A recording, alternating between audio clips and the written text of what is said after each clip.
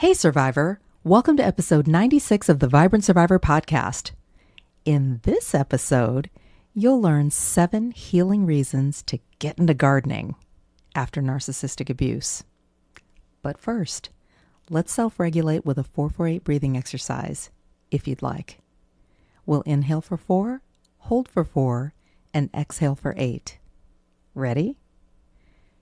Inhale, 2, 3, 4. Hold, 2, 3, 4.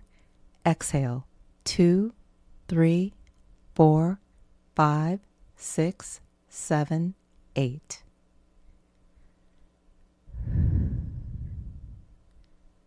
What's going on in your body right now? Grab your notebook and pen, and let's dig in. Hey, Survivor. Welcome to the Vibrant Survivor podcast. Do you want to disconnect from a narcissistic or toxic situation and heal? Are you Googling how to identify a narcissist, narcissistic abuse, and boundaries? Are you feeling stressed and lonely while trying to avoid being sucked back in and lied to again? Hey, I'm Lesley. As a busy wife and mom, I fell for the lies and manipulations of narcissists. I wasted my time, talents, and money on users who kept moving the goalposts. I wanted real relationships and business opportunities and to enjoy life with my family. Instead, I struggled with anxiety, panic attacks, and insomnia, and I couldn't trust my body or anybody until I took a holistic approach to healing. In this podcast, you'll find tips for healthy living, trauma healing, and boundaries so that you'll have the freedom, confidence, and inner peace to respond, not react, after narcissistic abuse. Take a deep breath in, let it out slowly, and just relax. This time's for you. The fear is real when it comes to processing your experience. I know you feel stressed and exhausted with a pit in your stomach at the thought of being sucked back in and lied to again. You feel like a horrible person for going no or low contact, like maybe I'm the narcissist. The fear, self-blaming, and shaming is something we all go through as survivors. I want you to understand that you're not alone and you're not crazy. Every person who's ever been in a narcissistic relationship has felt what you're feeling right now. If this resonates with you and you're like, I'm done with fear, I'm done playing small, I know who I am, and I am not the narcissist, I want you to say yes. Today's the day. I want you to go right now to closeyourcoachingsession.com, and I want you to book your call because we're going to do this together. I'm going to hold your hand, and we're going to overcome this fear so that you can begin a long-lasting journey of healing. Let's do this. I was exposed to gardening growing up. So here's the deal. My grandmother was actually an urban gardener, and she grew all kinds of fruits and vegetables in her backyard in the hood. And when the fruits and veggies were ripe for harvesting, she would call our house, and my mom and I would go over there and pick all the food and take it home and prepare it and eat it. Isn't it interesting how people who hurt you can push you towards a path to healing? Just saying. And later, my mom would partner with our downstairs neighbor in our apartment building to start a small garden on that lady's patio. And this woman was afraid of bugs, didn't necessarily like to get her hands super dirty, so we ended up doing all of the dirty work. However, when it was harvest time, she was more than happy to have us pick collard greens, peppers, different things so that she could then cook them in her home and consume them. Good times. So fast forward, I started a garden in my own backyard about 11 years ago or so, and I have learned and grown a lot, literally. Little did I know how big a part of my healing journey after narcissistic abuse that gardening would be. Now, I'm actually selling my surplus from my garden at a local farmer's market that's run by my mentor. What? Here are 7 healing reasons to get into gardening after narcissistic abuse. Number 1, sunshine. Gardening exposes you to sunlight, which can boost your mood, help combat loneliness and depression, and improve your overall mental health. Sun exposure boosts serotonin and vitamin D levels in your body.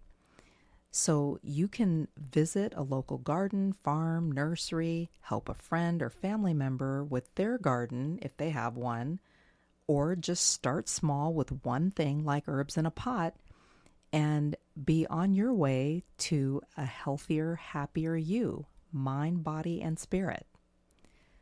Number 2, movement. Gardening gets you moving, and it helps to release stress and boost your energy, survivor. Physical activity, even if it's light activity, releases endorphins. You don't have to do this bodybuilder's workout or anything like that unless you want to get results or to get some kind of an effect. So you can lift those pots, plants, soil, compost bag, bend and pull those weeds, reach for your tools, squat to plant, prune, and harvest, and reap the benefits of movement. Number 3, creativity. Gardening taps into your creative side while giving you something positive and rewarding to focus on. How about that? So planning, designing, arranging plants can literally shift your focus away from painful memories and toxic people while engaging in making something beautiful. So you could schedule a consult with a master gardener in your area. You could go visit a local nursery and ask questions and look around, explore, learn that way. Or you could even create a vision board, either on paper or poster board or even digitally, of your healing garden. Doesn't that sound nice? Number 4, problem solving. Gardening requires problem-solving skills, which can help you to develop the kind of resilience that you need for trauma healing. And there is always something. There is always a challenge to deal with, whether it's weather, pests, watering schedules, if you've got a drip system like I do, trying to get that right. So you can keep a journal. You can take notes and photos of your space or a space that you maybe are thinking about designating for a garden. You can share what you're dealing with an expert locally. You can reach out to a friend or even a group who gardens for support. Number 5, eating real foods. Gardening gets you eating real foods. Gets you eating healthier for mental, physical, and emotional well-being. When you're growing and harvesting fruits, vegetables, and herbs close to home, that means you're getting fresher, nutrient-dense food available to fuel your body and brain. You can grow a rainbow variety of foods that you like to eat or that you want to try. Either way, start where you are, and then you can always supplement with a trip to your local farmer's market or to the organic section of your local store's produce section. Number 6, getting grounded. Gardening grounds you. It connects you to the earth, which reduces anxiety and balances your energy. You can try going barefoot in the garden or while you're gardening. Get your hands dirty. Feel the dirt.